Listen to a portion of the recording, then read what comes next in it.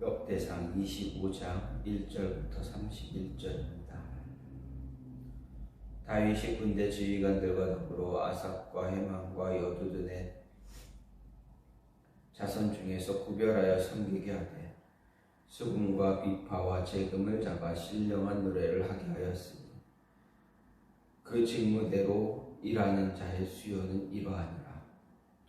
아삽의 아들들은 삭불과 요셉과 느다냐와 아사렐라니 이 아삽의 아들들이 아삽의 주의 아래 왕의 명령을 따라 신령한 노래를 하며 여두둔에게 이르러서는 그의 아들들 그달리야와 스리와 여사야와 시므이와 하사베아와 마띠디아 6사람이니 그의 아버지 여두둔의 지휘 아래 수금을 잡아 신령한 노래를 하며 여호와께 감사하며 찬양하며 헤만에게 이르러는 그의 아들들 붓기야와 마따냐와 우시엘과 스부엘과 여리뭇과 하나냐와 하나니와 엘리아다와 깃달다와 로맘디 에셀과 요스브가사와 말로디와 호딜과 마아시옷이라.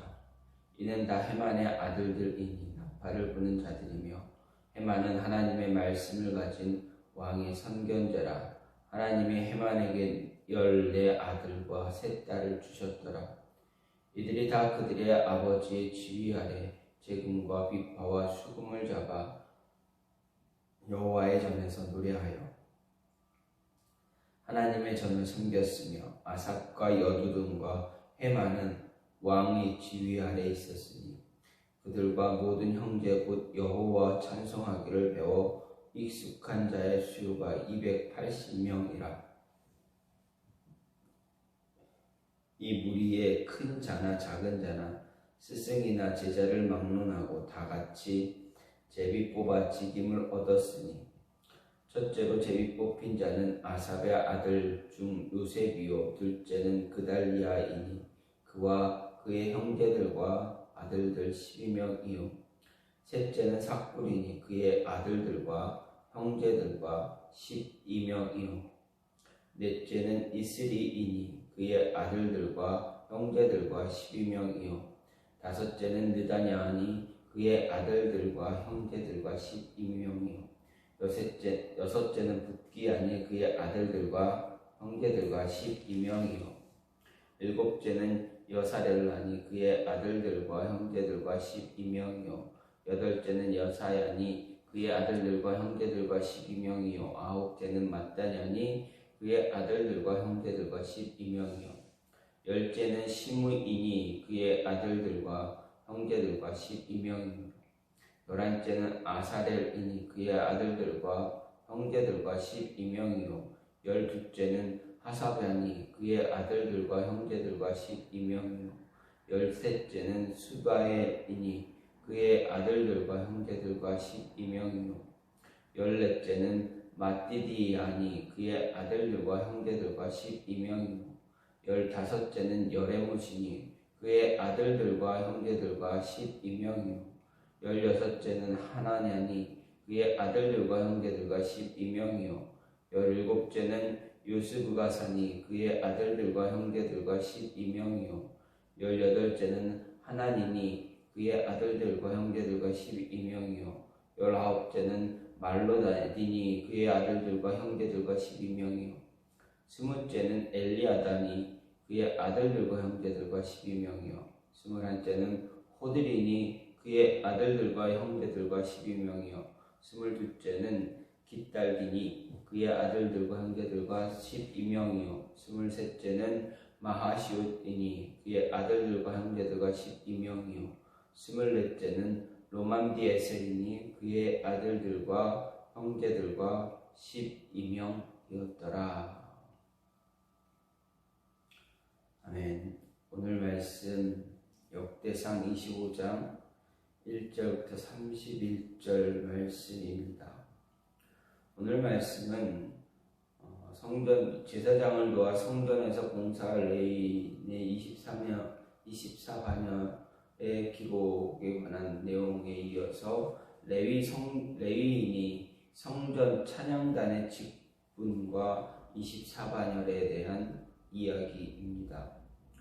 이제 1절부터 6절은 아삽, 헤만, 여두둔의 자손 중에서 성전 찬양단을 선별해서 역할을 분담시킨 사실이 기록되고, 7절부터 31절은 성전 찬양단으로 선발된 아삽, 헤만, 여두둔의 자손들을 대가나 촉보자나 선생이나 제자를 막론하고 제비를 뽑아서 24반열로 나눈 사실, 그리고 그의 대표자의 명단이 기록이 되어 있습니다. 이런 모습을 보면서 오늘 말씀을 보면 우선 우리는 하나님의 신령한 노래를 부르도록 구별되어졌다라는 것입니다. 말씀을 보면 1, 2, 3절을 쭉 보게 되면 신령한 노래를 불렀다라는 말이 있습니다. 특히 1절에서 다윗이 아삽과 헤만과 여두둔의 자손 중에서 구별된 사람으로 하여금 수금과 비파와 재금을 잡고 신령한 노래를 함으로 하나님을 섬기게 했다, 이렇게 이야기합니다.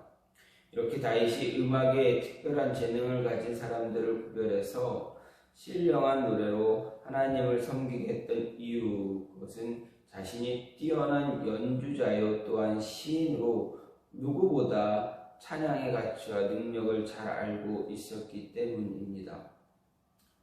찬양은 정말 뛰어난 가치와 능력을 가지고 있습니다. 그것은 하나님을 가장 기쁘게 하는 것이고, 또한 하나님의 백성된 우리가 감당해야 할 가장 중요한 사명이다라고 할 수도 있습니다.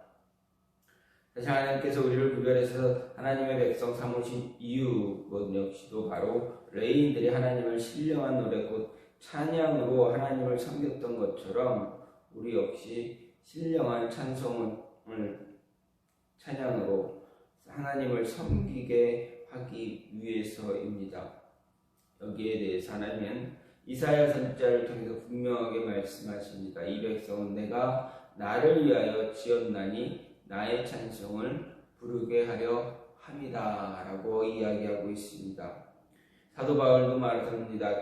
그 기쁘신 뜻대로 우리를 예정하사 예수 그리스도로 말미암아 자기의 아들들이 되게 하셨으니 이는 그의 사랑하는 자 안에서 우리에게 거저 주시는 바 그의 은혜의 영광을 찬미하게 하려는 것이다, 이렇게 이야기하고 있습니다. 그렇습니다. 하나님은 신령한 노래 곧 찬양으로 하나님을 섬기도록 하기 위해서 우리를 구별해서 부르셨다라는 것입니다. 아니, 온 세상의 모든 만물을 창조하신 이유가 우리로 하여금 온 세상 만물로 하여금 하나님을 찬양하게 하기 위해서다라는 것입니다. 그래서 예수님도 말씀하셨습니다.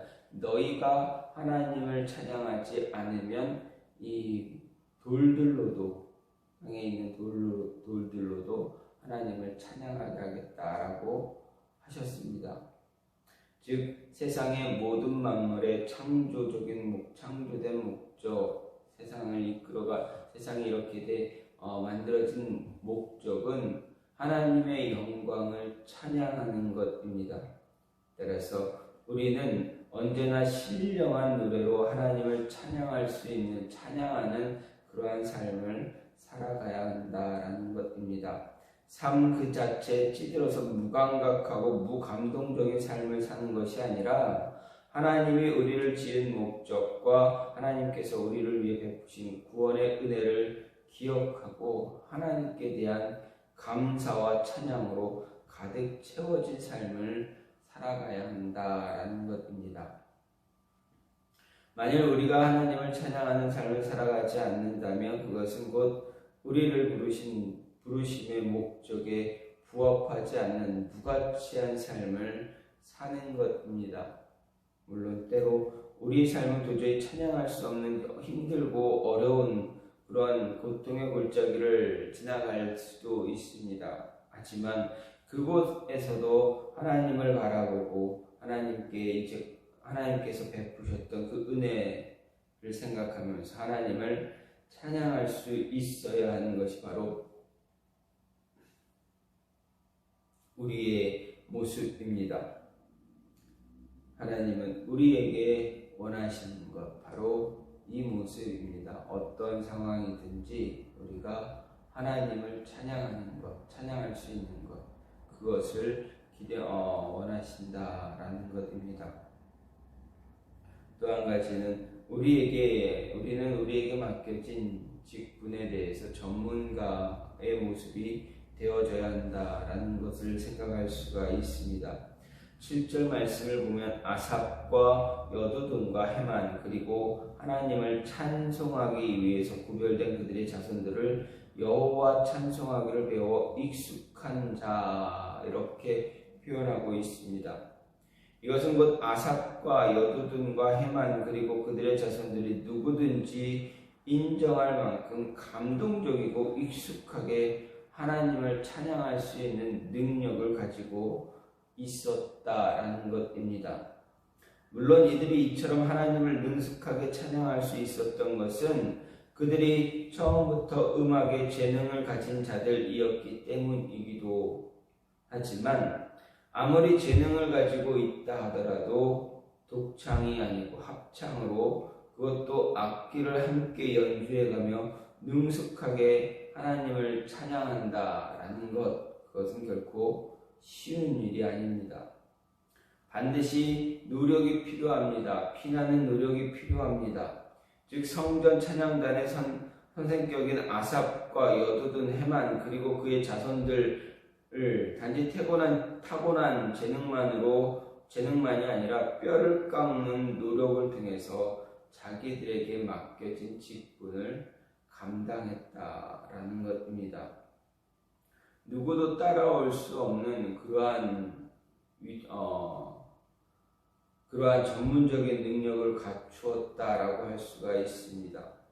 따라서 우리는 우리에게 주어진 직분, 우리에게 맡겨진 일에 대해서, 책임에 대해서, 임무에 대해서 정말 그 분야의 전문가와 같은 모습이 되어져야 한다라는 것입니다. 전문가가 되기 위해서 정말 피나는 노력을 해야 됩니다.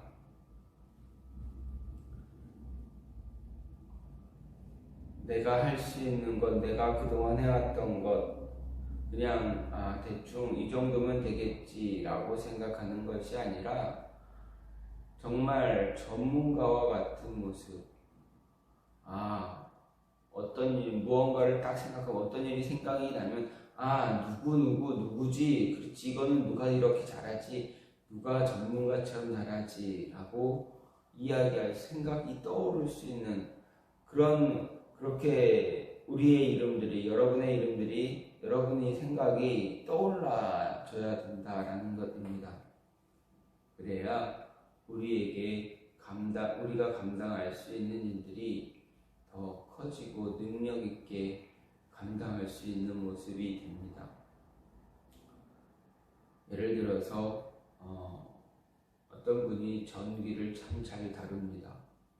그래서 전기를 잘 다룰 때 어떤 교회에서 어떤 전기 공사를 한다 할 때 아니면 무엇을 할 때 그래, 그분한테 맡기면 안전하고 그분한테 맡기면 그래, 완벽해 라고 생각이 들 정도의 그러한 모습을 가졌을 때 하나님이 우리에게 그것을 맡긴 그 달란트를 주신 이유다라는 것입니다. 전기뿐만이 아니라 컴퓨터 아니면 또 다른 것, 컴퓨터를 통해서 어떤 일을 한다라는 것, 광고주를 만든다는 것, 이런 여러 가지 세상에 많은 일들이 있습니다. 그 모든 일들 가운데서 나에게 어떤 재능이 있다, 내가 무언가를 좀 잘할 수 있다 라고 한다면 그 분야의 전문가와 같은 기술을 익히는 것, 그것이 전문가의 이 모습이 된다는 것은 굉장히 중요한 일입니다. 왜냐하면 그 모습 때문, 그 모습으로 인해서 하나님을 찬양할 수 있고 하나님의 영광을 드러낼 수 있기 때문입니다. 그래서 하나님께서 우리에게 맡기신 직분, 우리에게 주신 달란트 잘 사용할 수 있어야 됩니다. 소홀히 여기거나 대충 이 정도면 되겠지라고 생각하기보다는 열심을 다해서 최선을 다해서 그 모습을 이루고 전문가와 같은 그러한 모습을 가질 수 있는 그런 모습이 준비되어져서 그 일을 잘 감당할 수 있는 모습을 가져야만 하겠습니다. 오늘 이 말씀을 통해서 하나님은 우리에게 맡기신 일은 신령한 노래를 부르는 것입니다. 우리 신령한 노래를 하는 것은 하나님을 찬양하는 것입니다. 하나님을 찬양하는 것은 하나님이 온 세상을 창조한 창조의 목적이기도 합니다. 그래서 우리는 그 창조의 목적을 잘 감당할 수 있는 자들 되어야 되고, 또 우리에게 맡겨주신 직분, 또 우리에게 맡기신 달란트, 그것을 잘 활용해서 전문가와 같은 자가 되어져서 하나님의 영광을 찬양하고 하나님을 찬양할 수 있는 자가 되어져야 한다라는 것입니다. 이 말씀이 우리의 삶 속에서 늘 머물러서 우리가 이러한 모습 가질 수 있기를, 저와 여러분이 이러한 모습이 되어 있기를 간절히 소망합니다. 이 시간